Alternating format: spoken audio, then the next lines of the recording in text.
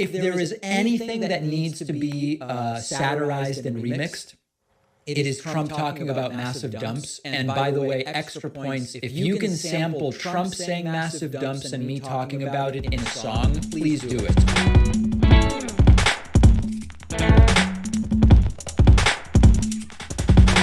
Dumps. Big massive dumps. Dumps. Big massive dumps.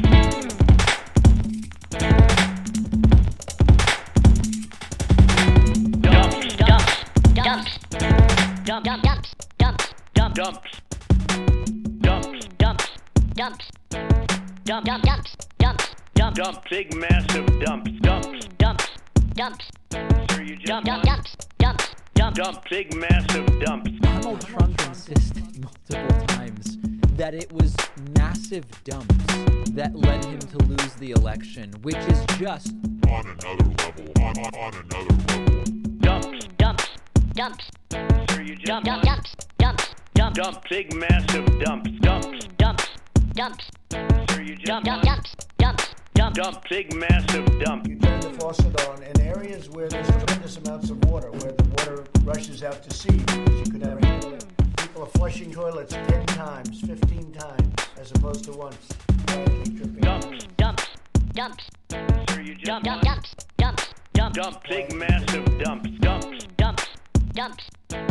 Dumps. Dumps. Dumps. what is going on here? What is going on here? It's just beyond parody. I mean, massive dumps cost them the election. What is going on here? What is going on here?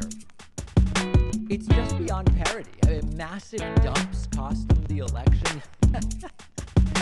What is going on here?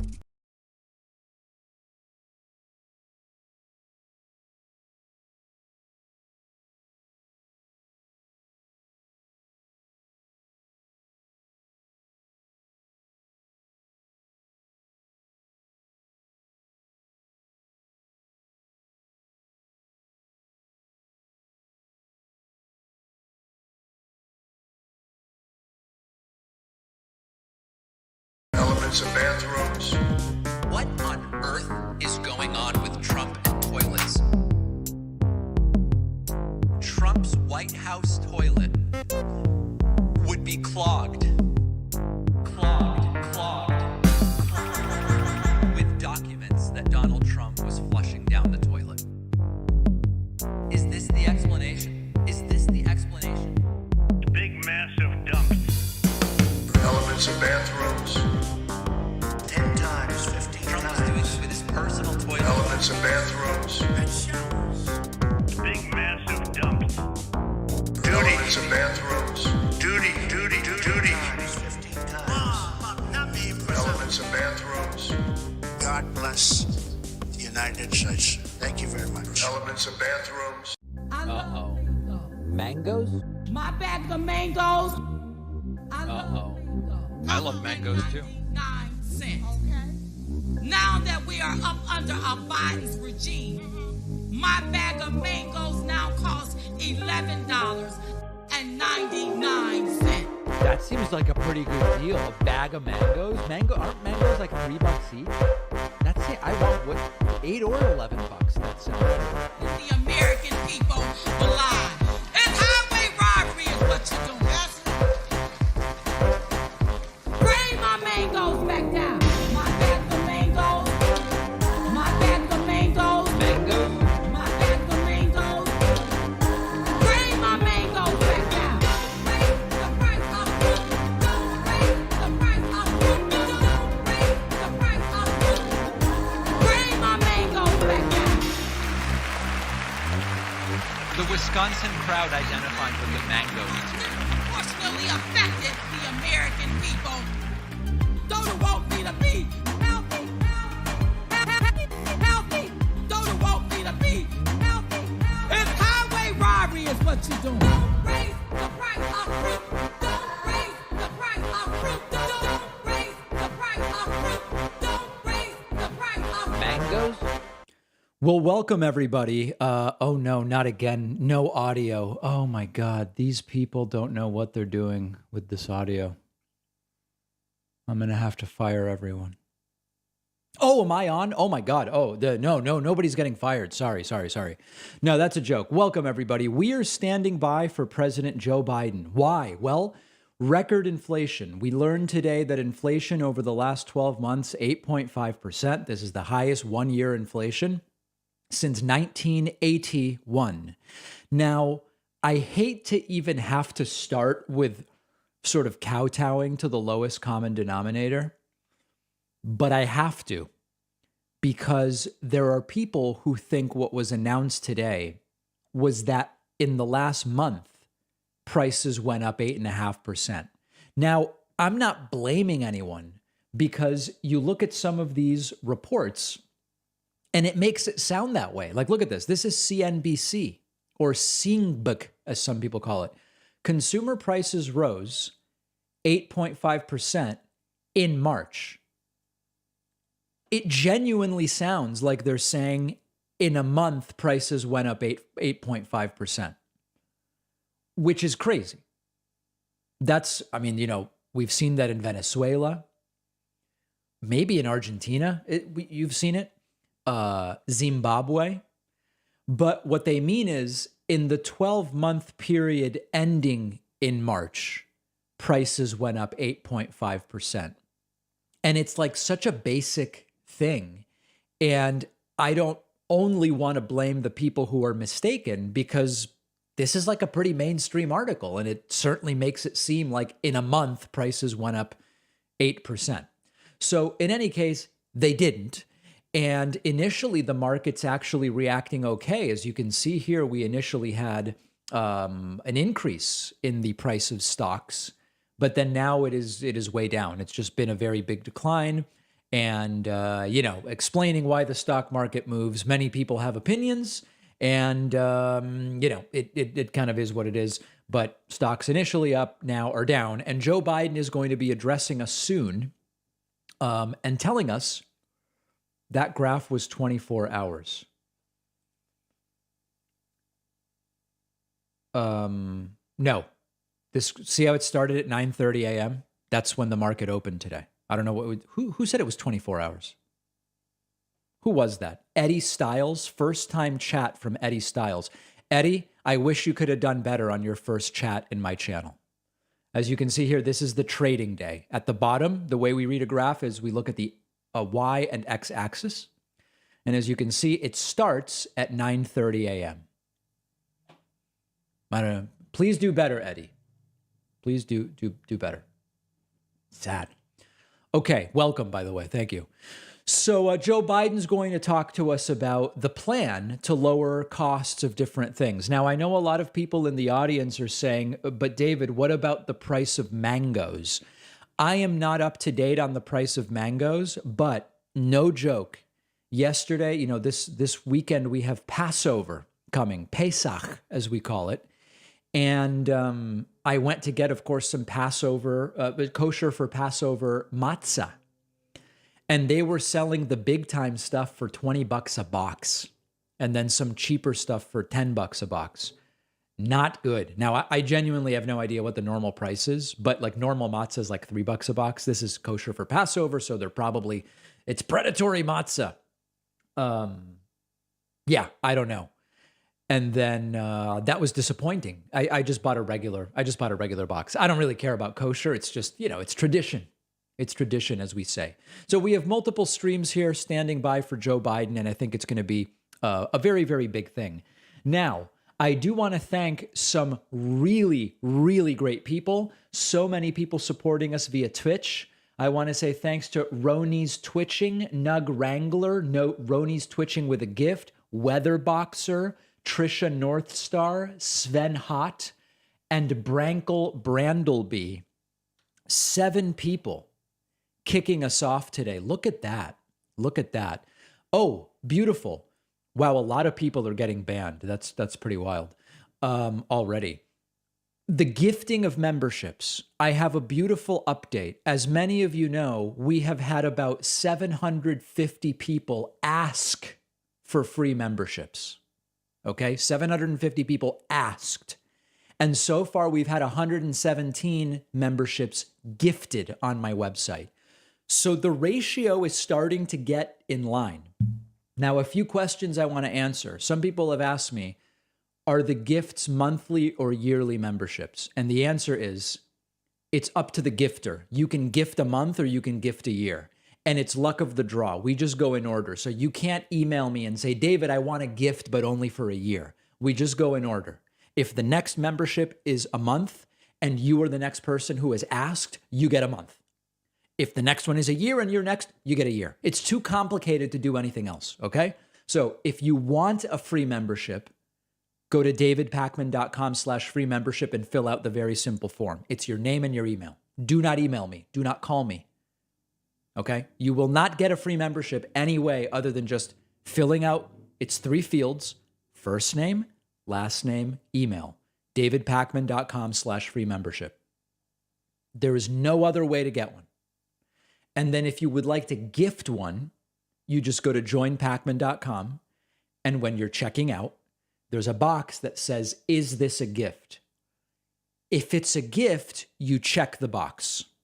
Is that fair? Do we understand that? If you're buying the membership for yourself, when it says, is this a gift? You don't check it. You just leave it blank. And if it is a gift, you check the box. These are the full instructions, okay? And it comes with 3 mangoes, exactly right. I got an interesting voicemail from the Eggman that I wanted to play for everybody. Take a listen to this.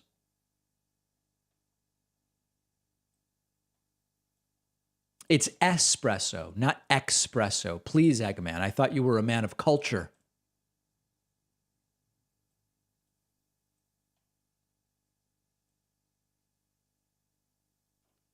Oh, wait a second. You guys can't hear it? Oh, hold on a sec. Oh, God, not this again. Oh, God, not this again. Let me see what we've got here. Oh, hold on a second.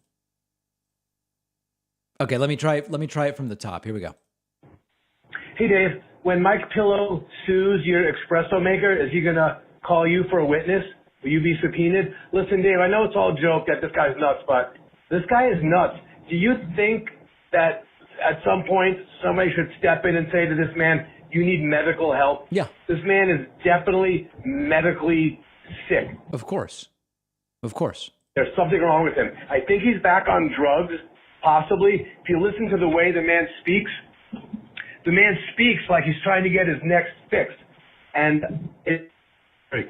also, do you think the people that are there, the conservative, listening to Trump speak, whatever, do you think they believe him or they just kind of, giggle along and think it's funny? Because if people believe him, that would be even scarier than this man being this sick. Yeah. Shalom, brother. Yeah. So, yes, Eggman is right. Mike Pillow does seem to be sick. We're doing a class action lawsuit against all machines. Exactly. Very, very much true. I want to say thank you to Andrew Culp. Andrew Culp just gifted a membership. Okay, so that was a gift. And that is number 8 today. And Nick Kelly gets the membership. See how that works? Someone gifts. Someone gets. Someone gifts, someone gets. Really simple. I want to also say thank you to Kind AF, Elevated Disc Golf, Mitch Potley, Drewish, 79 Carlio, Dilliner, Milo Wild as well. Some Twitch Prime subscribers putting us at 15. Really appreciate everybody's support on Twitch. Truly and genuinely do. Okay. Let's get to some other things. Oh, hold on. Do I have any? I guess I don't have any super chats. WM Black has gotten a YouTube membership, but no super chats. That's okay. That's okay. We're going to continue here. Okay. I don't know how many of you. Oh, wait a second. I have a bunch of different things here. Our friend Walter Masterson went to, I guess this was an anti-vaxx rally. And he interviewed people about their research. Let's listen to this. These are facts. Go to the cdc.gov. Do not be a science denier. But everyone here uses the CDC statistics as a credible source. They don't use it as a credible source. Go find me one single person here that believes the CDC numbers are actual. Where can people go to verify the numbers on your son? You can go to the VAERS database. You can go to the CDC website. Like, people just don't look at the information, but on the CDC website, and here's the URL if you want to. You get all your information from the CDC website, but you don't believe the CDC. What you need to understand is there's a difference between numbers being reported and policy. Well, you believe the numbers they report. No, underreported. A lot of these numbers are manufactured. But where are the real numbers? First of all, you're not going to find it at the CDC. You can find it, listen. You just told me to go to the CDC website. That's what. They do tell the truth on the CDC website. It's the mainstream media that's manipulating it. But we can trust the CDC? No. You can't trust them. But you can't trust the CDC, but you can trust their website because that's where the numbers are. Right. And the numbers don't lie. Yeah, so, you got to get your information from a lot of people like you. These are pretty clear stuff, huh? I think that's some really nice work there by our friend Walter Masterson. Man, that is something. I see some people with a new meme in Twitch chat, which is bad news with a question mark. And I sort of had a faux pas. Yesterday, our good friend Sam Seder announced that he has the virus. And where was it? And I just constantly make typos on my phone.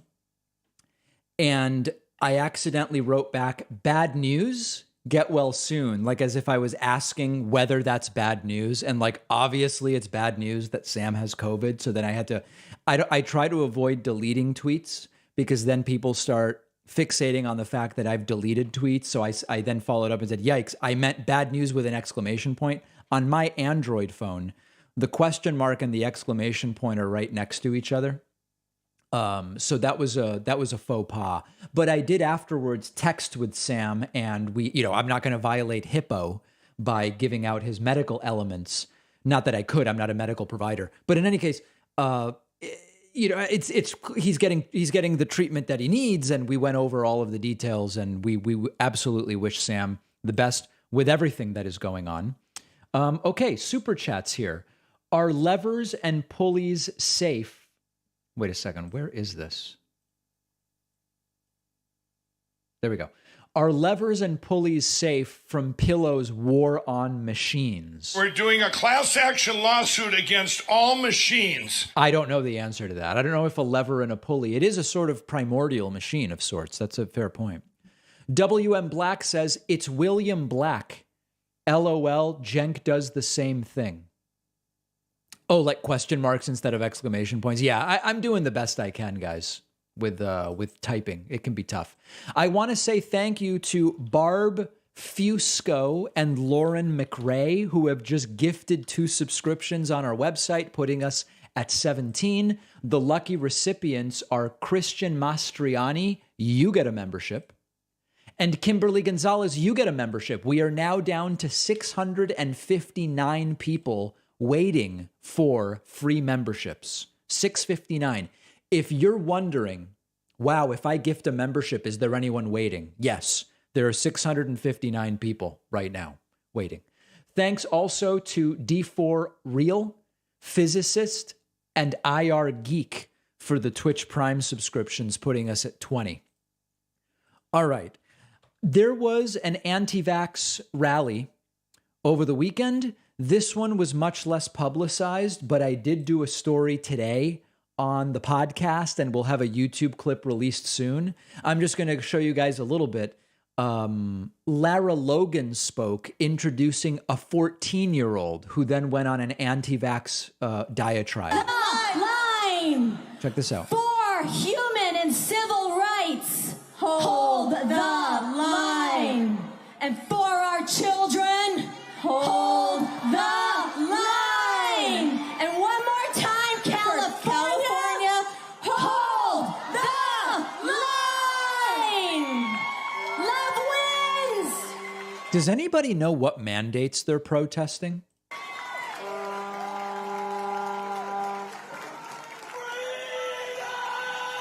USA!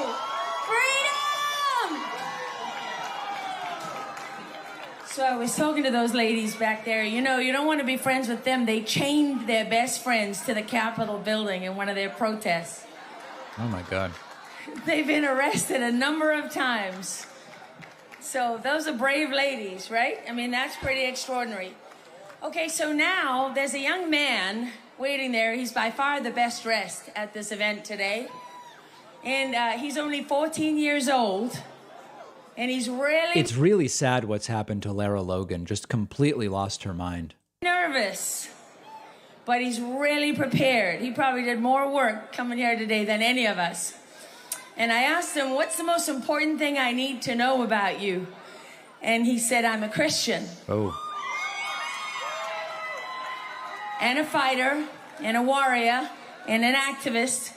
His friends don't talk to him anymore. His brother and sister think he's gone crazy. And if it weren't for mom and dad, he might not be here today.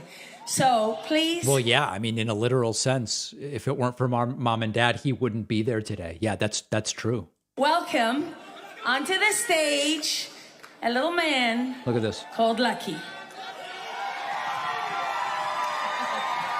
This kid is like Trump. Check this out. Ladies and gentlemen, we are here in Grand Park, Los Angeles, gathered. Do you want to know why we're gathered here? Because it's time to take back our country. This is a freedom activist.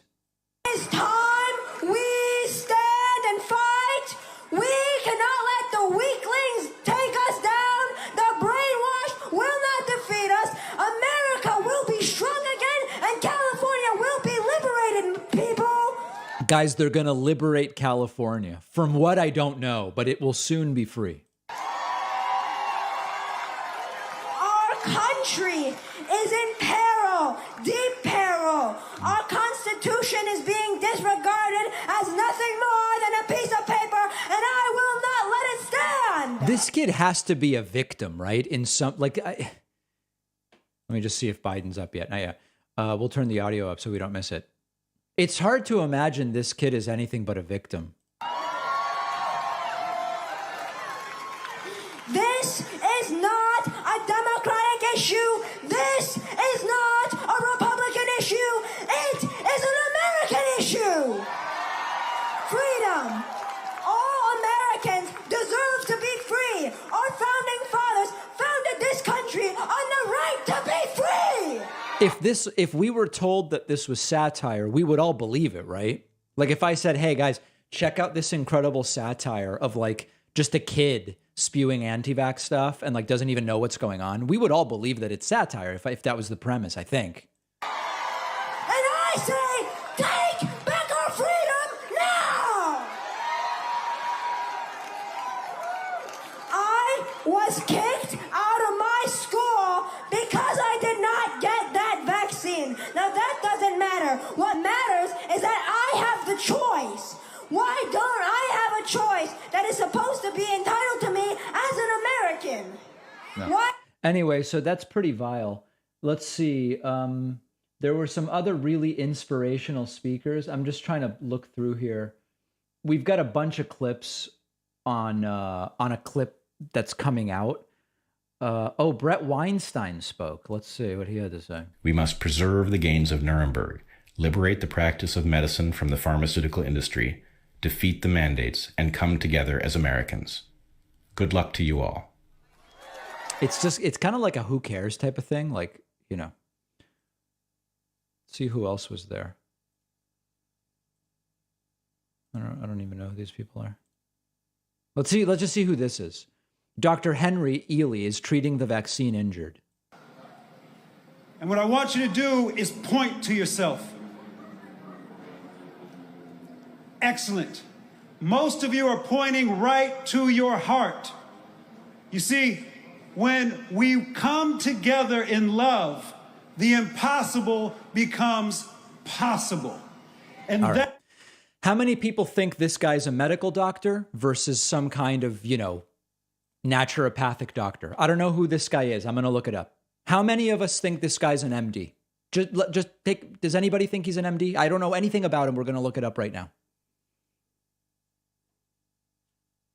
All right, let's check it out. Here's his, oh, wait a second. No, let me find something else. Oh, we were going to get to Jimmy Dore next. Hold on a second. Let's see what we've got.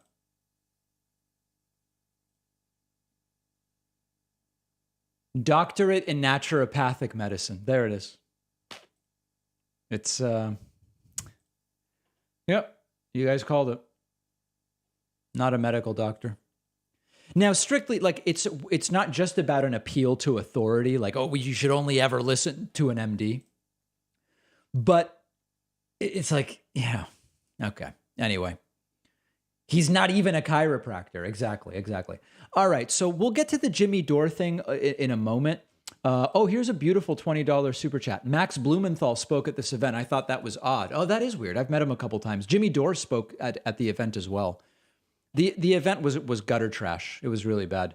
Thanks to Conqueso as well as Fast N for the Twitch Prime subscriptions, numbers 21 and 22.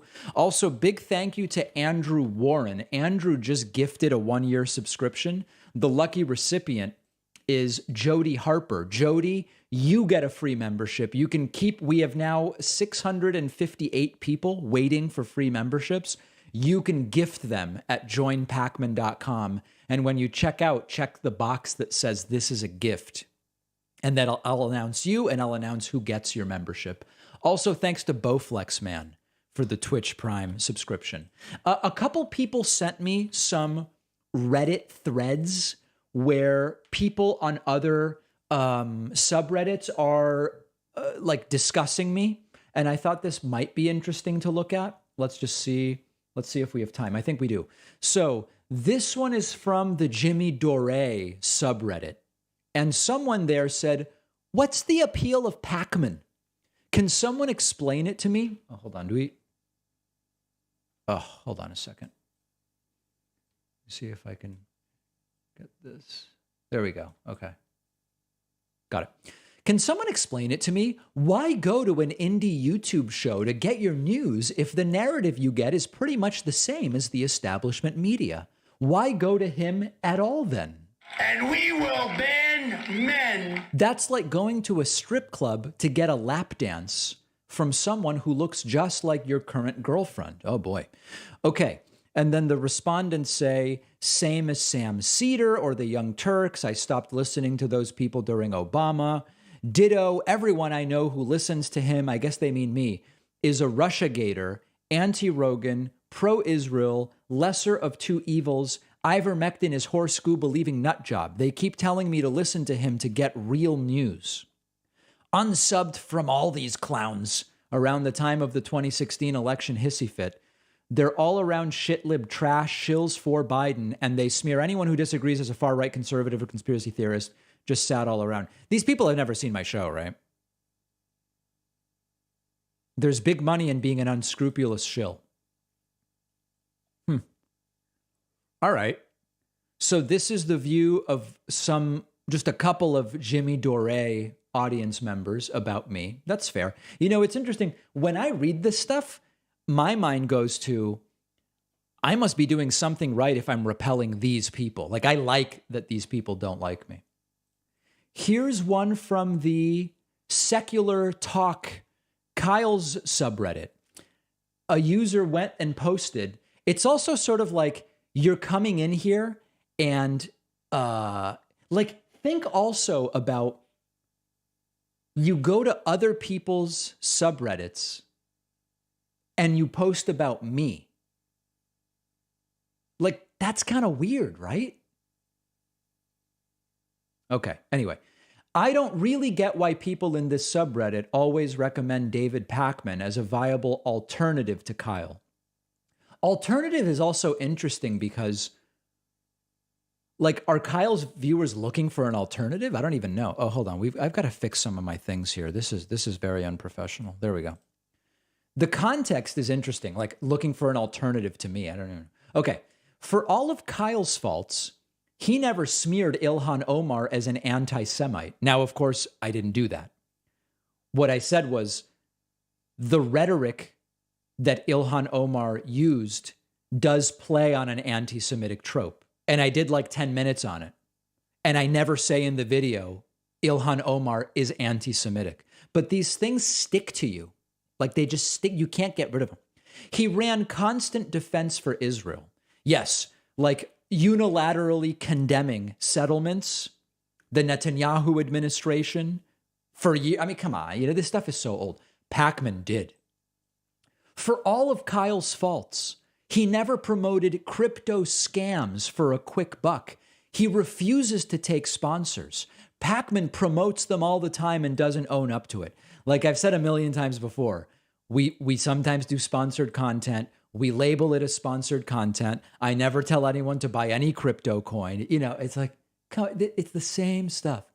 For all of Kyle's faults, he was never caught using view bots and comment bots. Pacman was. I don't even know what that's about. Now, there was that joke thing where Sam Seder was like, Pacman got to 1 million first because of bots. But I don't even know what that means. Pacman was caught using bots. Like, I don't know. For all of Kyle's faults, he never said he liked Cory Booker and Joe Biden. Pacman did. Pacman also ran defense for Warren. And every single one of the... Oh, hold on. Are we missing the Biden thing? No, we're not. Every single one of these things, I don't know that anyone even cares to look at it. Like, I don't even... I'm making content here, but it's like if I had... there's about 30 things here that I would have to say. So, like, what do I mean when I say I like Cory Booker? I think he's a great speaker. And as an individual, I know people who know him and everybody has great things to say. Do I think he's the epitome of progressivism? No. Have I said Cory Booker should run for president the way I've said, I really like Jamie Raskin. I'd be super interested if Jamie Raskin ran for president. I just think Cory Booker's a good speaker and a good guy. That's all I said. Joe Biden. Yes, I said when the primary started that back in 2012, Joe Biden really impressed me running circles around Paul Ryan during the debates. And Biden, I never said was the most progressive candidate or any, it's like, are these things that controversial? Like Biden made a great impression on me as VP when he made Paul Ryan look like a fool. Okay. Pacman ran defense for Warren. Guys, Elizabeth Warren, other than Bernie, is literally one of the most progressive members of the U.S. Senate. And I acknowledged that.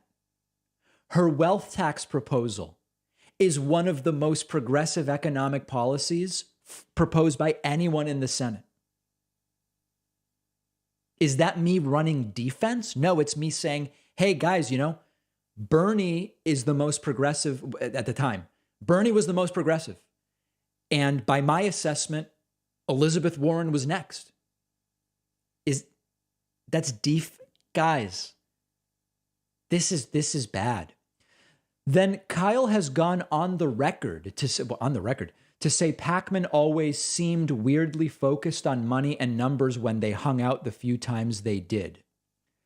I don't know. Does anybody know is that something Kyle has talked about? I don't even know that. I don't know about that. A lot of people might not know this, but when a lot of us meet, we don't talk about politics. Like we get our politics on our shows.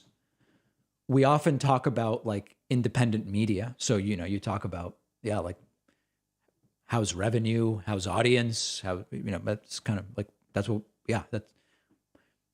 I don't know. If anybody knows about Kyle mentioning that, I'd be interested in seeing it.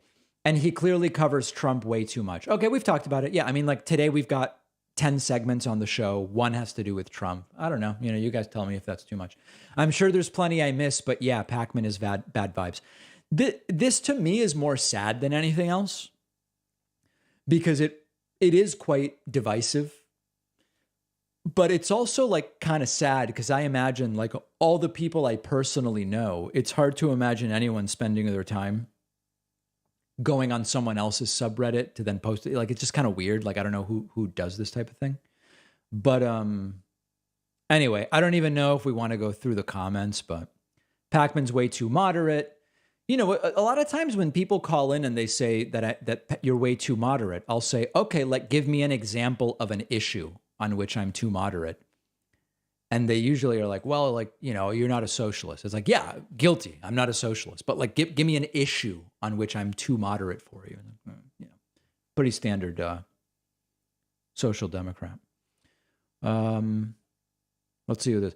Kyle had a passion project that ended up making him a living. Chose not to go full businessman. Kept the vibe like a passion project. Pacman had a passion project that he ended making a business. He went full businessman. That's why he's so obsessed with the numbers. That's why Kyle will always be better than Pacman to me. Kyle just does what he likes to do. If they both lost everything, Kyle would just keep making videos after he got another source of income. Pacman would just search nonstop to make money and would move on if he couldn't. But yeah, all right. I mean, it's kind of speculative.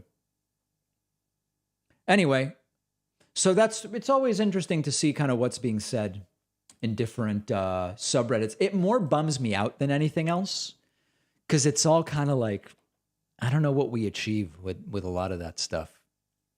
But for some people, it's the type of kind of, it's not even really like gossip per se. I don't know. Let's look at some super chats. Mango Coin is headed to the moon. David, sir, if you're a shitlib, am I a shitlib by consuming your content?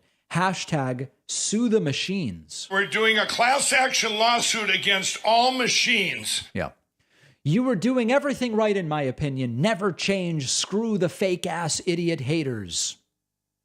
Whoa. That's pretty aggressive. That's pretty aggressive. I want to say thanks to Meated Up.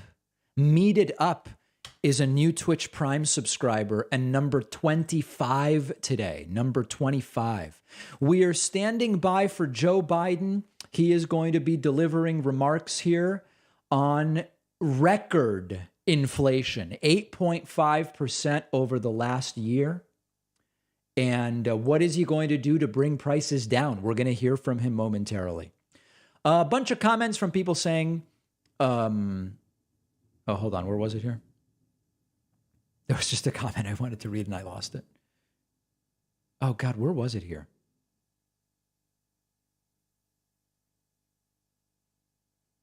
Oh, man, I missed it. Where was this going?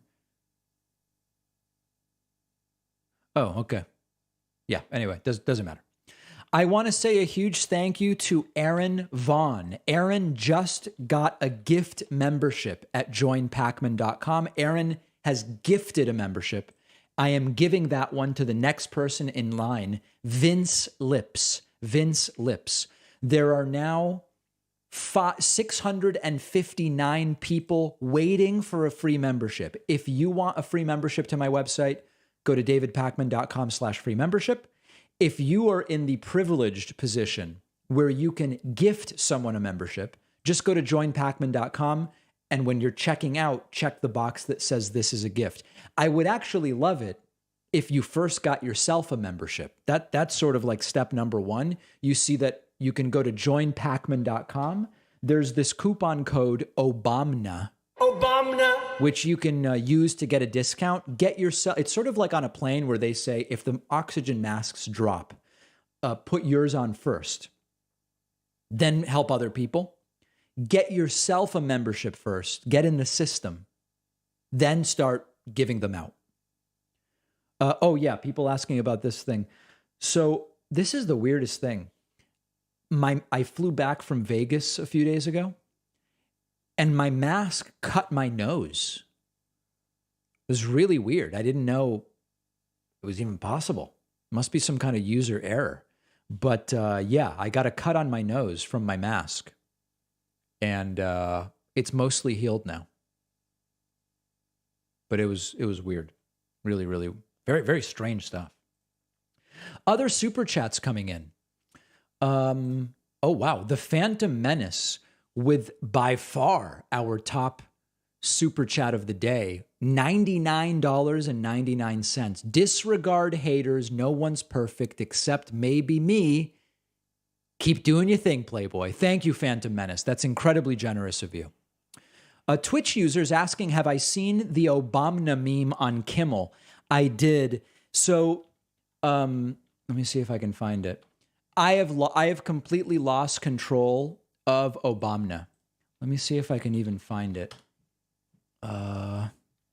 Kimmel, Obama. There's a realtor I worked with once who would say, you know, here's the thing. You've got to control the listing. If you want a shot at the property, you have to control the property. Once you lose control of it, it's over. And I have lost control of Obama. I think here it is. An anonymous, really an anonymous Obama amnesty. Amnesty, Obama amnesty. What kind of president needs a no card to answer a basic and predictable question? In his hand on a White House piece of stationery were 5 handwritten. Okay, anyway, so this is like a compilation from Jimmy Kimmel. And Kimmel has now meme-jacked Obama. I've lost control of it, guys. We all know it originated here, but I have completely lost control of it. It's the cat is out of the bag. I want to say thanks to Twitch user Indeciso, which means indecisive, an indecisive individual, who is new member number 27 today. Also, thanks to Terry Schwerin, who has just gifted a subscription. That is new member number 28. The lucky recipient is Dan Daniels. Dan, you get a free membership. Also want to say thanks to Joel Efroni, who has gotten himself a membership, number 29 today. Really appreciate that. Really appreciate your generosity. And everybody does. Everybody does. Other super chats, Dustin wants an Obama. Obama. Andrew says, sad that Sam caught COVID. Hope he gets better soon. Maybe while he's gone, you can go steal the rest of his panels. I would consider that. It seems unfair to do it while he's sick with COVID. We wish Sam the best and want him to be better ASAP. Big thank you. Oh, Joel Efroni, after getting himself a membership, is gifting one. So is Martin Eckendall. Those are new members 30 and 31. The lucky recipients are Dustin Delatorre and David Littlejohn. David Littlejohn. I knew a David Littlejohn, actually. I worked with one. I wonder if that's the same person. I very much appreciate that. Thanks, guys. We are now up to, let's see, 117 plus 8. Okay, we've now gifted 125 memberships on the website, which is nuts. It's crazy. All right, do we want to look a little bit at this Jimmy Dore ivermectin clip? I have not reviewed this video yet. Thanks, Common Cider, for the Twitch Prime subscription. What I'm told is that even though at this point the science is completely unequivocal, if you look just at systematic reviews of randomized controlled trials of ivermectin, it doesn't work for COVID. I guess Jimmy Dore is playing up that there's a controversy. Let's just check out a few minutes of this. Because I guess there was some new study now, not I guess, I know there was some new study. I saw the article in the New York Times. We're going to get to it. And but I don't want to bury the lead. There's a larger study out of Brazil. Okay. The Brazil study it's horseshit. I'm sorry, guys, but so I've already talked about the Brazil study. The way the Brazil study was organized was they just gave people ivermectin if I recall correctly, they just went into the community and gave people ivermectin. They don't know who actually took the ivermectin.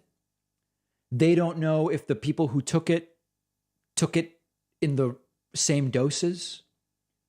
They just gave ivermectin to people. And then retrospectively, they were like, who got COVID? Who took the ivermectin? Oh, yeah, the ivermectin worked. That's not science, guys. So I don't even know what Jimmy's going to say, but you can't compare the Brazil study to real science. You just can't. I mean, you can, but you look very dumb when you do it.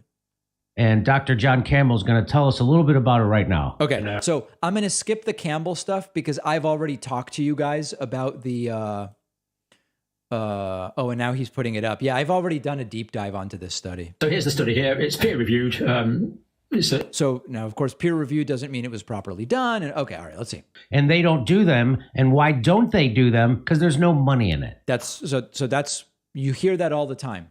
You hear, listen, all this stuff might work really well, but they won't study it because there's no money in it. And then you look and there's a bunch of studies.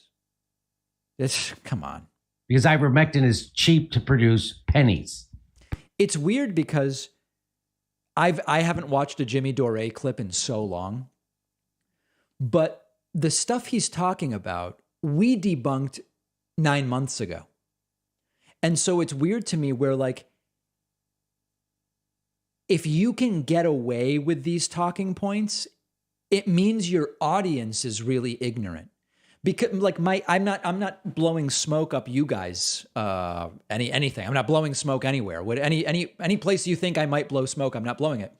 But do we have people, anti-science ivermectin people in the chat? I don't know if we have to ban on that. I'll let the moderators decide, because at this point, ivermectin's been disproven. If I use these talking points with you guys, tell me if I'm wrong. My instinct is you all would know that these studies that these talking points are no good. If I said to you guys, they won't study ivermectin because there's no money in it, like, that's a 9-month-old talking point that we've debunked. I don't think you guys would fall for that. So this does make me wonder who is in Dore's audience that they would still fall for this. Per dose. So that's why we're 2 years into this and we still don't have studies. We have studies on vitamin D. We have studies on hydroxychloroquine. We have studies on ivermectin. We have studies on azithromycin. These are all cheap things, and we have studies about all of them. Because they won't, but the people who have the money to fund the big ones won't do it. It's weird. Like, does he even believe this talking point? Or does he just know his audience will fall for it? I genuinely don't know. Just see here.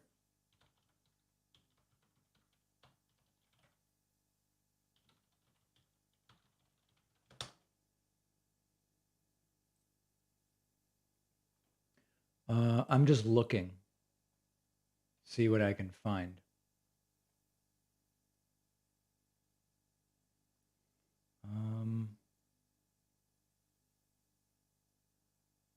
See if I can find a good one.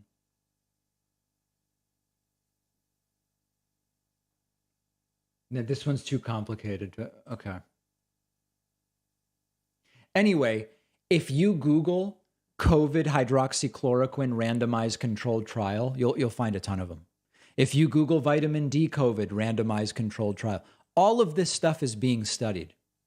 And so it's interesting how these guys will say they don't want you to do this because there's no money in it, blah, blah, blah, blah.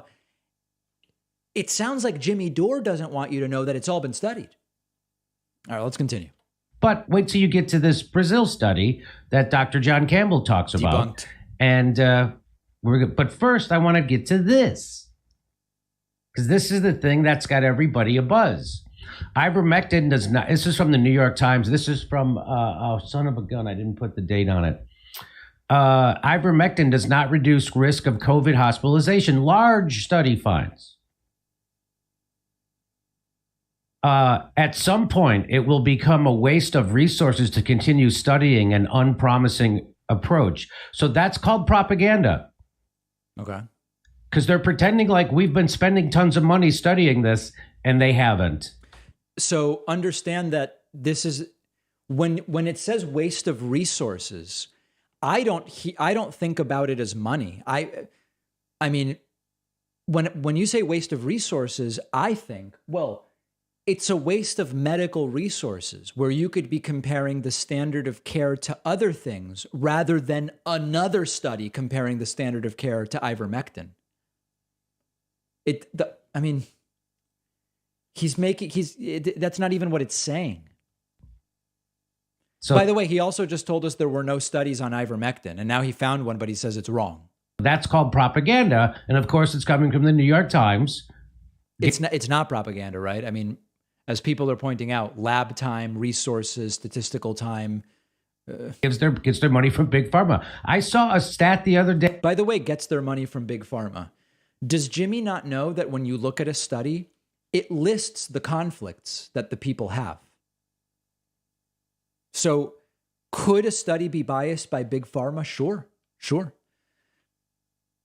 You can look at conflicts. And if you believe that the authors of the studies are lying, you can Google them. You can research the authors and find out, did they hide a conflict?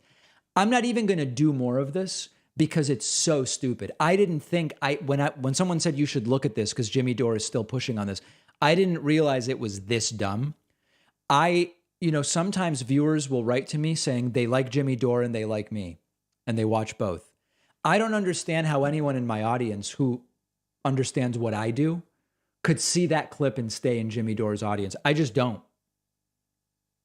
Because that's one of the it's either complete ignorance, like either Jimmy has missed the last 9 months of research or he's just lying. Like maybe he knows that what he's saying is bogus and that the Brazil study's been debunked and that, I have no idea.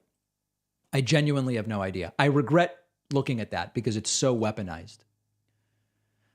Thanks to Rich E, Fino, and Family Media for the Twitch Prime subscriptions, putting us at 35.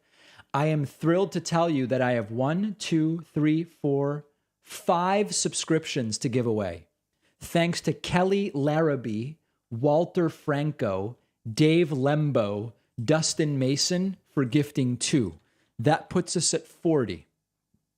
The 5 lucky recipients are, in order of request, Logan Diener, Carol Hanau, Kathy Colwell, Helena Palankagas, and Melissa Smith. 5 gifted memberships. I've just given away 5 more. Cindy Axney. Oh. Okay, here we go.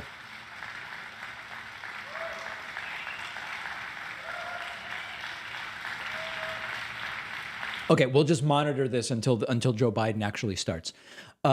If you would like to get a free membership, just go to davidpakman.com/free membership and request one. If you are able to gift a membership, go to joinpakman.com and check the This is a Gift box as you go through the checkout process. Also, thank you to Erin Vaughn, who got herself a membership, number 41. That's Erin. Listen, you deserve it.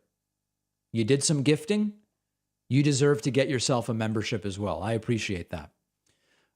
People want to listen. Okay, that's fine. And nail for this year after year.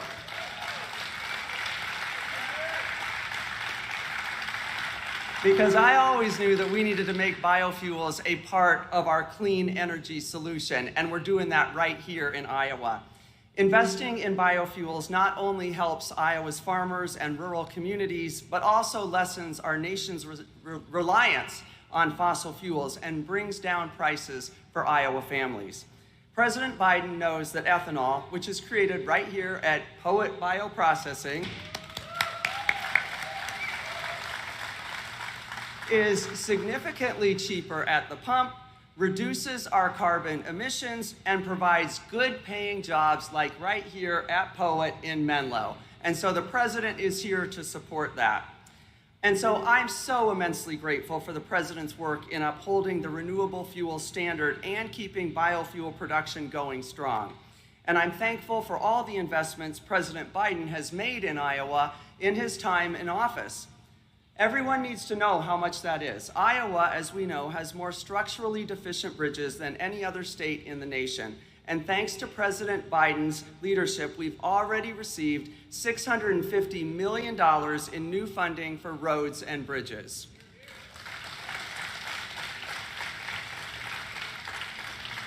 And over the next 5 years, Iowa is expected to receive more than $5 billion from the Infrastructure Investment Act, which helped to expand the Des Moines Airport, repair pesky potholes, and make sure that bridges can bear enough weight so our farmers can get their goods to market. And we're also getting poisonous lead out of our drinking water and so much more right here in Iowa. And I'm so proud to be a part of that. I'm really proud to have supported these investments that will help keep Iowa happy and healthy, and to make sure that we right here in Iowa have a fair shot at the 21st century economy. And I'm excited to see the impact that these investments will have in our great state. Thank you all again so much for coming out here today, and thank you, President Biden, for your leadership. With that, I'm going to turn it over to two wonderful people, Rachel Connor, who is the grain merchandiser here at Poet, and Joe Biden, President of the United States of America. There you go.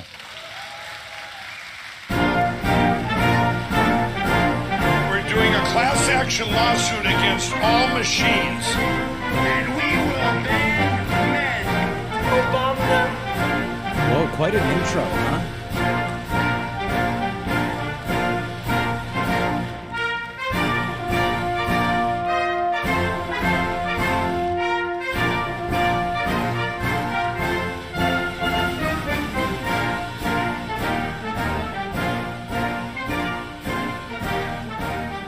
What's really going on?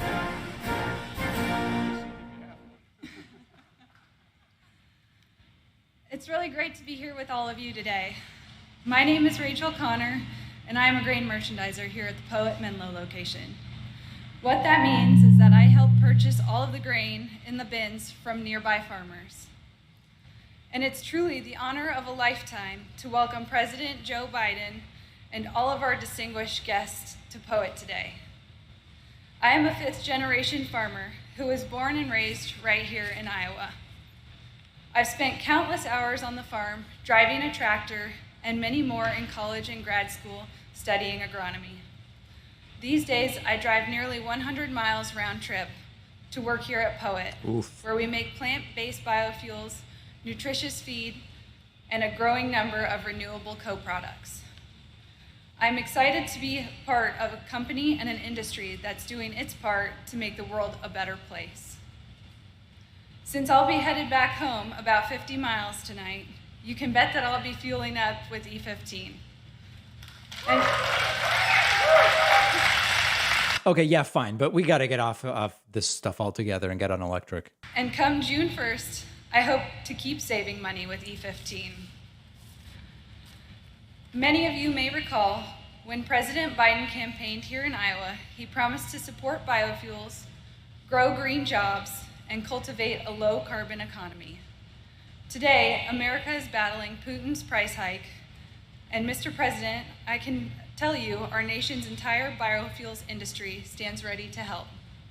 So ladies and gentlemen, let's give a warm Iowa welcome to President Joe Biden. Careful driving home tonight.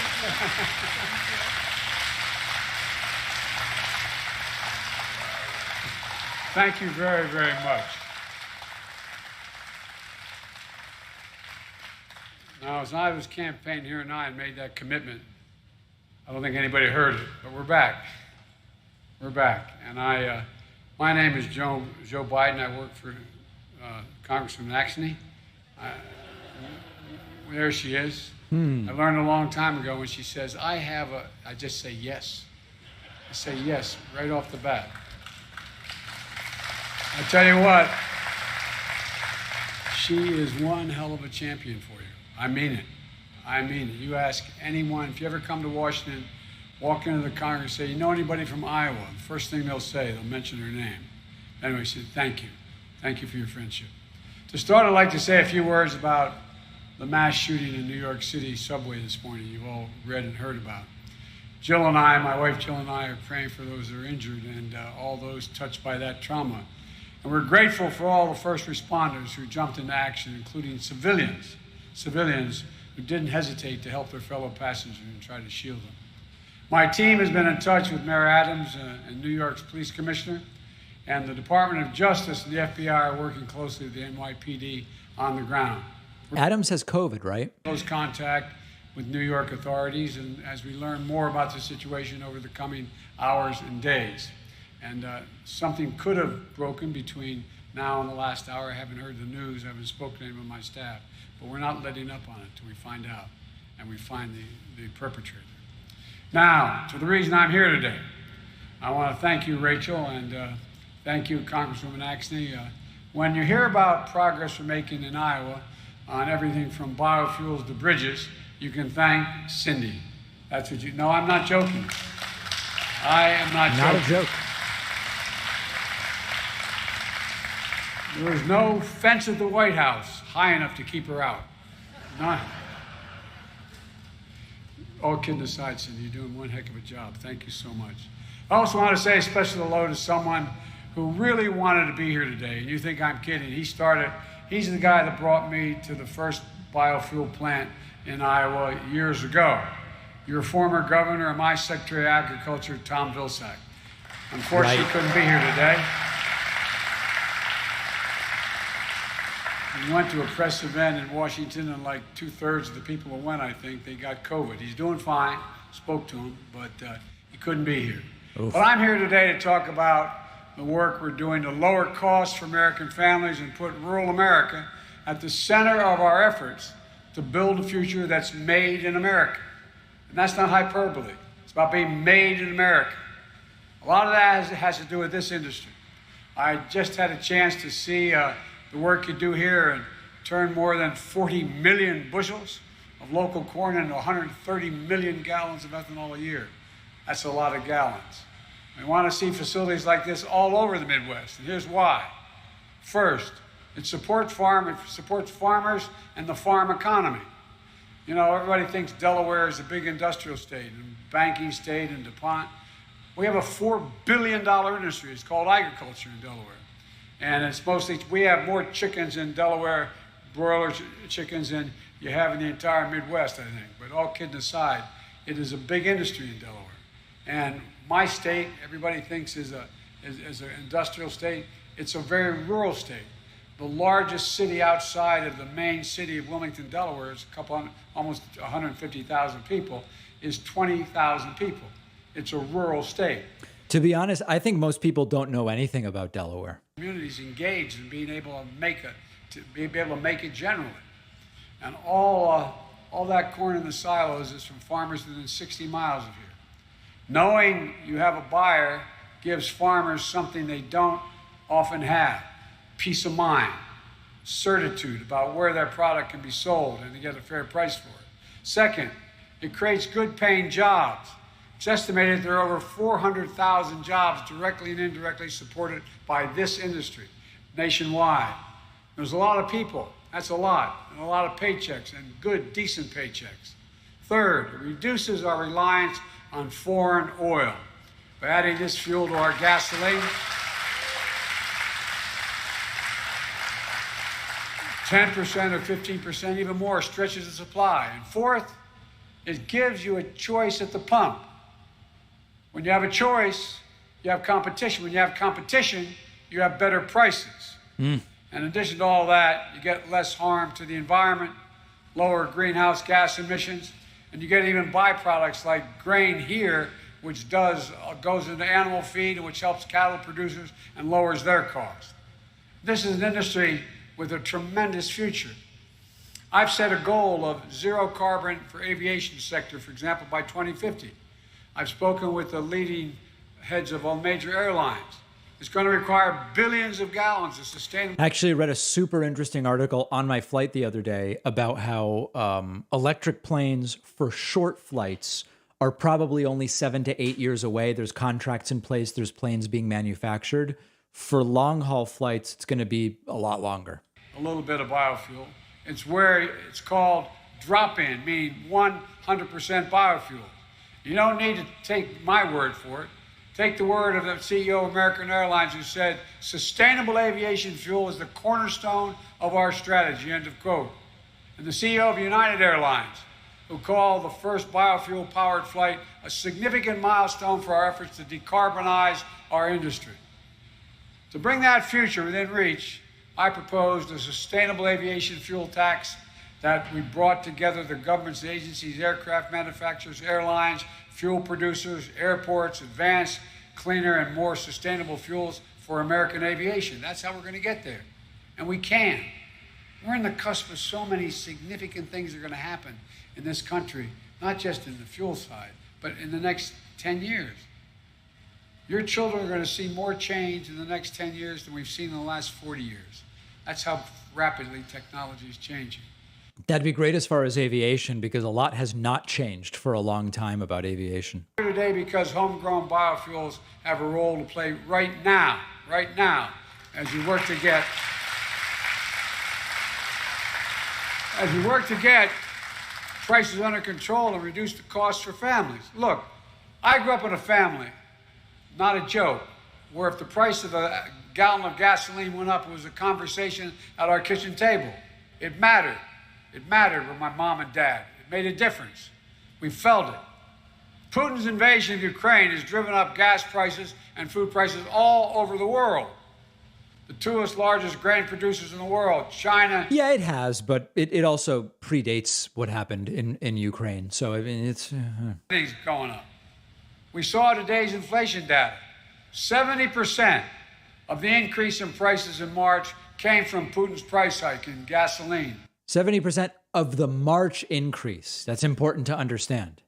That's why I've called on Congress to move immediately to lower the cost of families' utility bills, prescription drug bills, and more while lowering the deficit to reduce inflationary pressures. And that's what we've done. We lowered the deficit by $300 billion so far. And it's expected. So, folks, we can do these things without raising a penny in tax on anybody in this hall. Yeah. In this giant barn.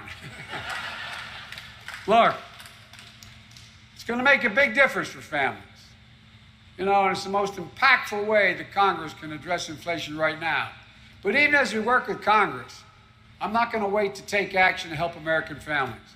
I'm doing everything within my power by executive orders to bring down the price and address the Putin price hike. Okay. In fact, we've already made progress since March inflation data was collected.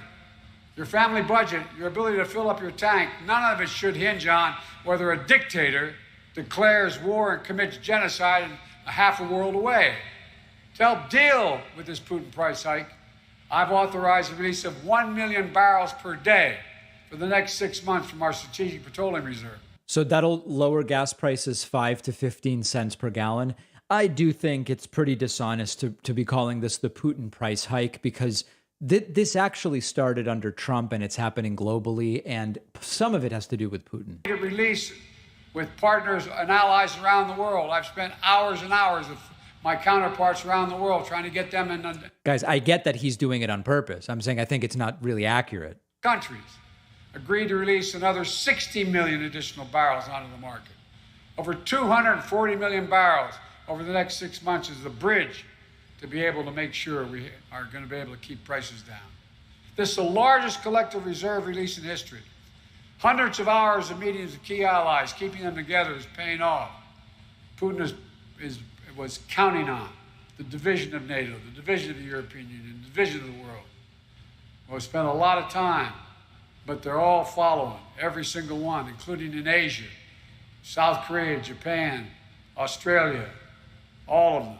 Nations coming together to help deny Putin the ability to weaponize his energy resources against American families in Europe and around the world. And by the way, we're also cutting off access to technology for him. Without American technology, look at the number of major American companies on their own, not at my urging. Over 600 of them, from Exxon to McDonald's, have left Russia. He has a burning tundra, literally. It's burning. The permafrost is burning. He's got a problem. And we're not going to let him cause that problem to spread to the rest of the world. And that helps stop the run-up of oil prices that have begun to bring prices down a little bit. As a result, countries acting together to release this reserve. And America should be seeing the savings. And we're not just learning and leaning on our reserves and our allies and partners to help bring down the gas prices and to power the nation. We're leaning on you, our farmers, our biofuel refiners. Today, I'm announcing that the environmental, and I don't think it's much of an announcement, it's already broken out pretty much the last 24 hours, but the Environmental Protection Agency is planning to issue an emergency waiver to allow E15 gasoline that uses more ethanol from homegrown crops to be sold across the United States this summer in order to increase fuel supply.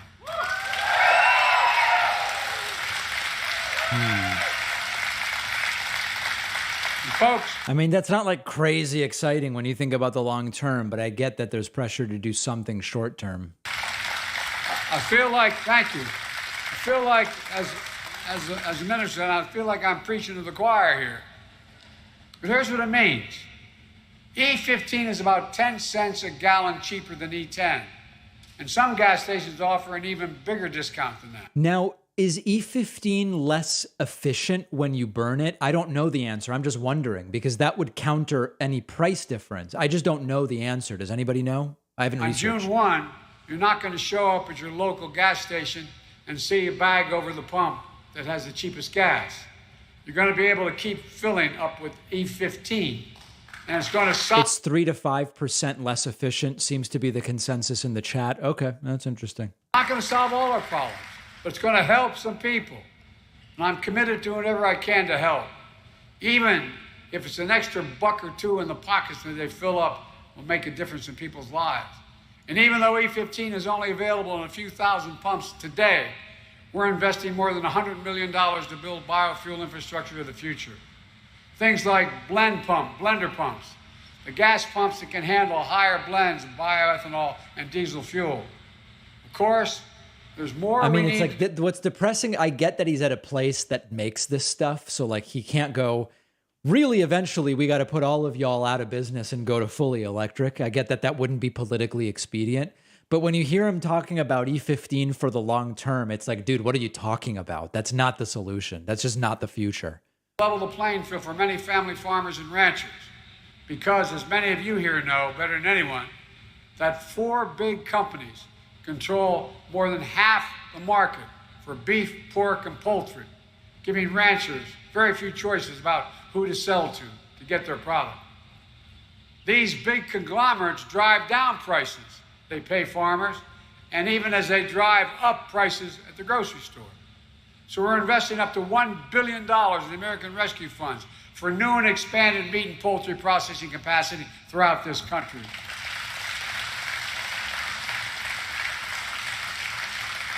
And this is something I've talked about with Brent Johnson, who is here today. We're going to invest in innovative new products and processors, small businesses, independent businesses, the lifeblood of our economy. It's going to give farmers and ranchers more options to shore up a weak point in our food supply chain and bring down prices for American families. I've said it before and I say it again. I'm a capitalist, but without capitalism, without competition, isn't capitalism. It's exploitation. Exploitation. And bringing down historic economic progress, reducing costs for families also requires investing in infrastructure. My introducer is going to drive home 50 miles. I got to make sure of the thousands of bridges in this state and around the country that aren't safe. I hope you're not going over some of them.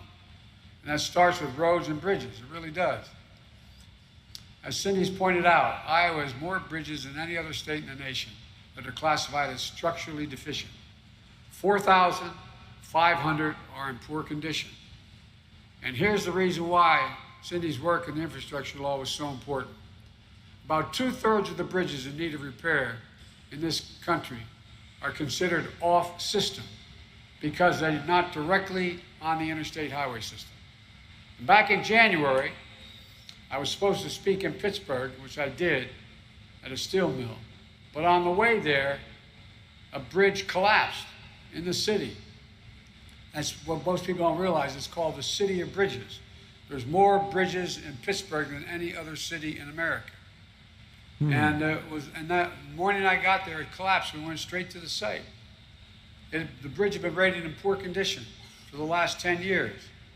Thank God nobody died. It was about, I'm guessing, maybe 300 yards across a little bit of a valley and a shallow creek. And the steepest part from the bridge to this creek was probably about 8 or 10 stories. And it was a snow day. And that bridge, if it weren't a snow day, would have had, at the moment it went down, school buses with hundreds of kids going across that bridge. This stuff matters. I mean, it really matters. I was telling Cindy I was in a small town in western Pennsylvania. And they needed a bridge. The bridge was only as far as from the length of, not half the length of this room. And guess what? The fire station was on one side and the town was on the other. But because they couldn't take the fire trucks across that bridge because they were afraid it would collapse, they had to go, if I'm not mistaken, either 10 or 11 miles, 5.5 miles up and 5.5 miles back to get there. And they had a fire, and they couldn't get there in time. Just across, they could see it. It was literally, Anybody know where this is going? I don't know. and they couldn't do anything about it. These bridges are essential for small towns in my state and yours towns and rural areas, for farmers to get their products to market, for small businesses to be able to serve their customers. These are bridges that, when they're closed, shifts off delivery and routes to schools and routes home. It takes a lot longer. They create longer delays for first responders when every second counts. And you all, Cindy can cite it for you, the statistics are, you get in an accident in a rural area, you have about a 40% greater chance of dying than you do if it happens in the city. It just simply takes longer to get to the hospital, longer to get to the doc. So in the bipartisan infrastructure bill, we included $27.5 billion for smaller bridges, including dedicated funding for off-system bridges. And folks, look, we used to be rated the #1 infrastructure, had the #1 infrastructure in the world. We're now number 8, the United States of America. The United States of America. And folks, here in Iowa, our bipartisan infrastructure law is delivering $93 million for those bridges just this year. $93 million.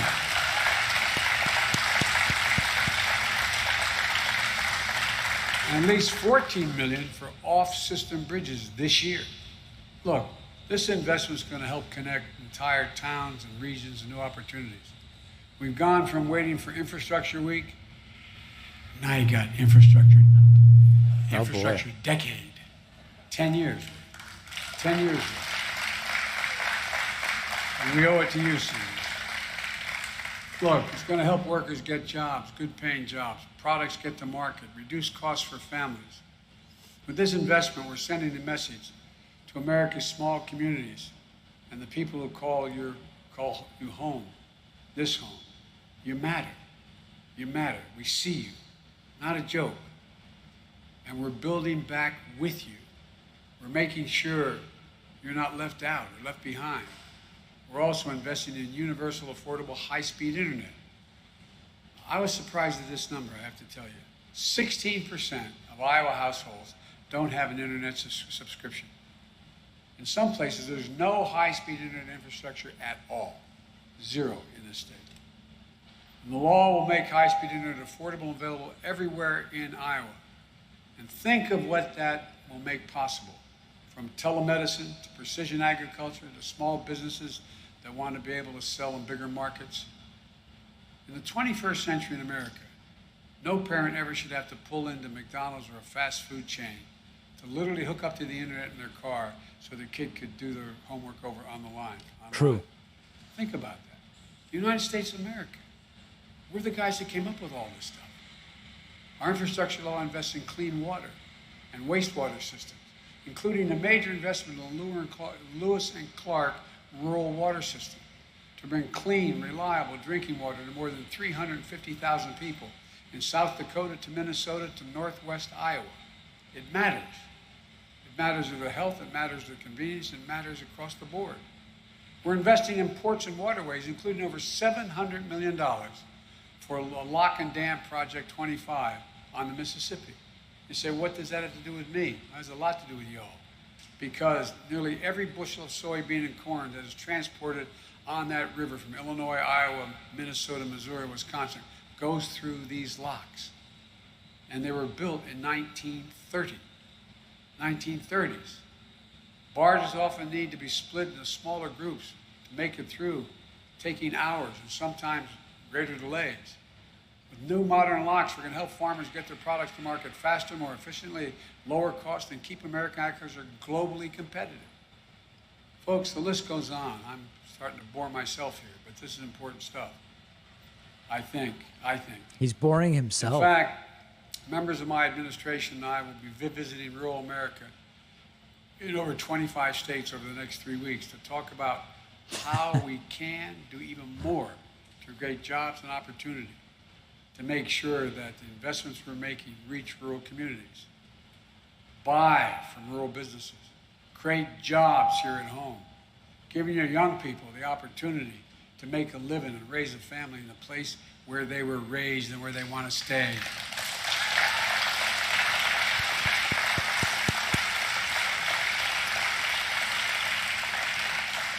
I won't ask the people, I know no woman is over 50 years of age here, but the men are over 50.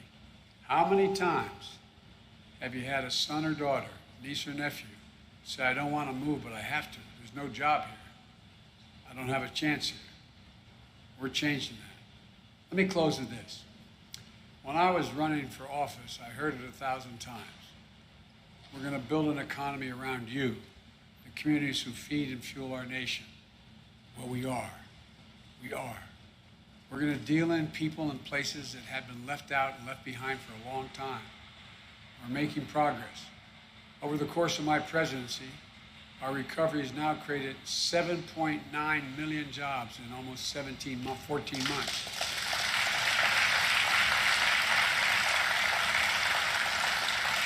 More jobs created over the first 14 months of any president in American history.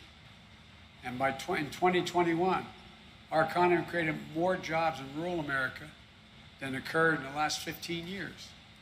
So I'm more optimistic about America today than I've been in my whole life. And right. My doc, I had an aneurysm when I was much younger, and I was put in the hospital. I was a senator. And he started explaining to me what an aneurysm was. I said, I don't need to know. He said, I'm just going to take the top of your head off and do something with it. And I said, no, you do your job, I'll do mine, I'll be the patient. And after it was all over, he said, you know what your problem is, Senator? I was a senator. I said, no. He said, you're a congenital optimist. And I am, because I'm an American.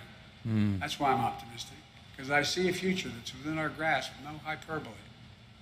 We're the only nation on earth. This is not pure chauvinism, this is truth. We're the only nation on earth, if you think about it, that's come out of every major crisis stronger than when we went in. We just didn't go back to where we were. We came out stronger, stronger. Literally, every major crisis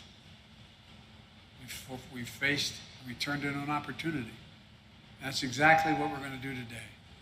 With all of you, I can't thank you enough for all the work you put in, all the faith you have in your state, your community, your country.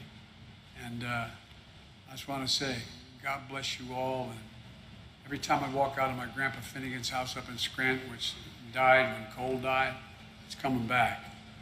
Every time you walk out the door and you yell, Joey, keep the faith. And then one of my grandmother or my aunt would yell, no, Joey, spread it. Let's go spread the faith. Thank you very much. Thank you. Wow.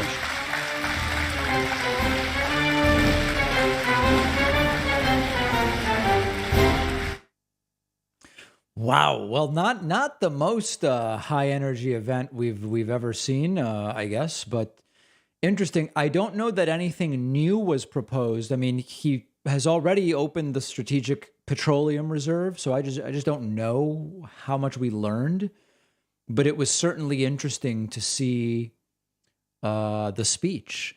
I do need to ask you guys for a favor.